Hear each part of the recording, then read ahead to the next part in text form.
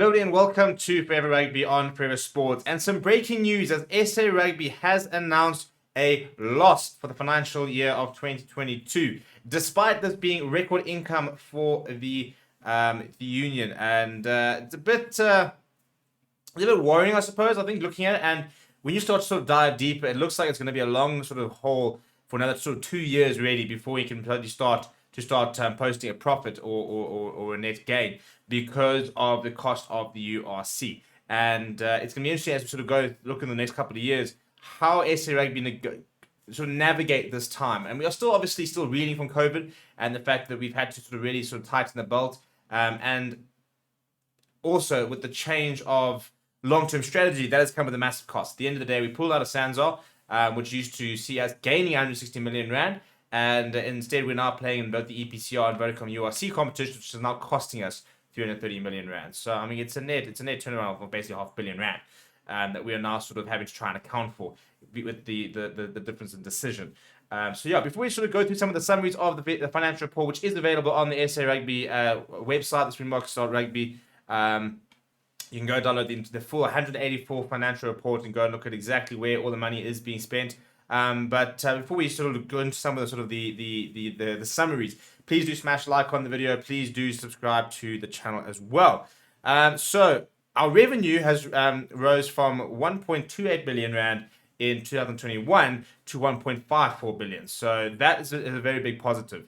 The fact that has gone up by just shy of 200 million, which is good to see. But that is a result of the broadcasting revenue going up from 828 million, or going to 828 million rather, from 654 million, and sponsorship revenue going up to 396 million from 222.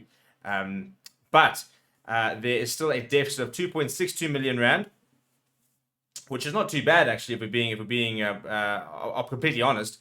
And that is due to the 330 million rand expense of the Vodacom URC and the EPCR competition. So it's pretty good news, actually, I think, to be honest, given the fact that, as I said, we have now sort of decided to move to Europe and sort of make this big commitment, which is costing us 330 million rand a year. To only have a deficit of basically 2.5 million rand is very, very impressive and very good as well, very reassuring. So there's no need to panic at this stage with regards to where we are from a financial perspective. However, it is worth noting that this year it will be a reduced revenue year because the broadcast revenue will not be as high given the lack of an incoming tour as well as a shorter rugby championship format.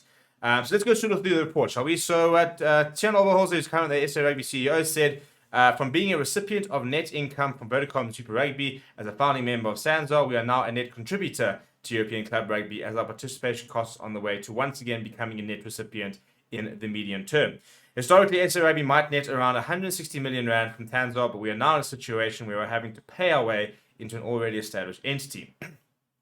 Those participation costs, plus the responsibility of carrying all the international travel and accommodations costs of SA teams, had amounted to 330 million rand in 2022.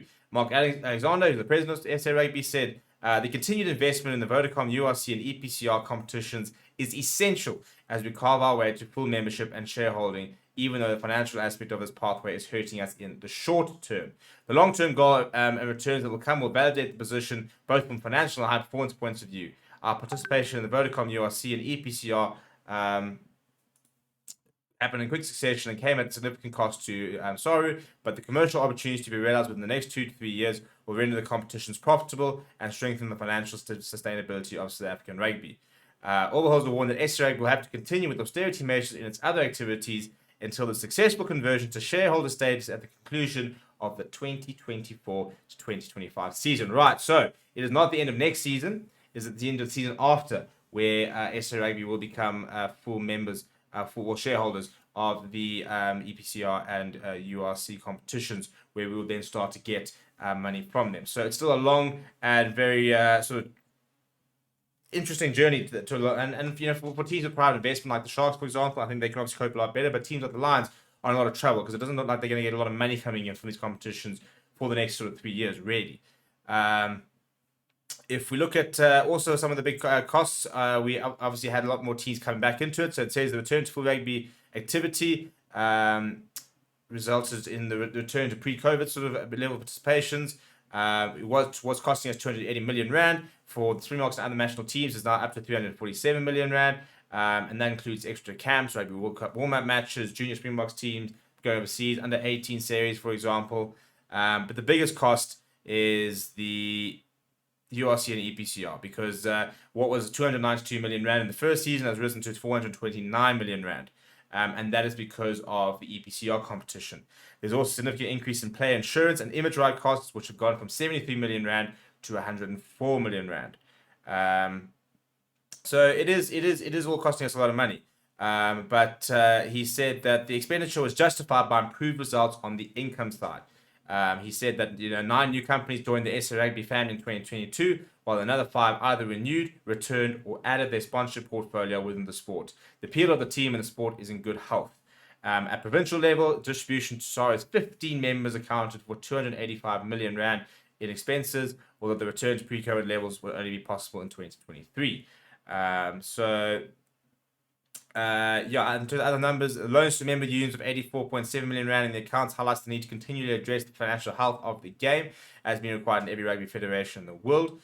And then he spoke about private equity. Well, Marco Izano spoke about the role of private equity investors, saying that private equity investment contributes in a significant way to our rugby ecosystem nationally. We must ensure that everybody benefits on an equitable basis from our growth in an organization, and that we don't kill the golden goose within our franchise in this process. It stands to reason that the more we succeed in international competitions, the more marketable we become, and the more all rugby will benefit. We need to address ways to include the private equity structures in our decision-making processes to ensure that everyone has a seat at the table, and always be mindful of how membership is constituted. I'm sure that we can find the model that will benefit the greater good of the game. He then said, managing the sports finances is a daily challenge, but our basic asset, the Springboks and rugby in South Africa, remains a blue chip resource in the market. So it's not panic stations. We're not panicking at this stage. To basically have a less than 3 million rand loss, despite our expenses going up pretty significantly. For example, those URC expenses going up by 140 million rand, to only be 2 million rand short after that kind of massive increase, as well as the big increase of the entire calendar going up, is pretty good. So we don't need to panic yet. But I think it does sort of spell some bad news for some of the smaller unions, as well as the URC unions, where we're not going to be getting money from the EPCR and the URC anytime soon. And until that happens, there's going to have to be a lot of, as they call it, austerity measures, a lot of sort of tightening of the belt, sort of cuts everywhere, to try and sort of make sure that we will probably have a net loss in the next 2 years, but to try and keep it to that sort of 3, 4, 5 million, section is probably where we want to be. So that, if you can, if it's a loss of, call it 20 to 25 million rand over, within from sort of 2021 through to 2025, that could very easily be covered by the first sort of paycheck you get from the URC or the EPCR. So that's kind of the plan. I think it's just to make sure that we can try and keep the loss as minimal as possible, and we'll easily be able to catch that up at the rate we're going once we start getting those dividends and shares out of EPCR and the URC. But let me know what you think down in the comments below. Please do smash like on the video. Please do subscribe to the channel as well. Thank you very much for watching. My name is Steven, and I'll chat to you soon.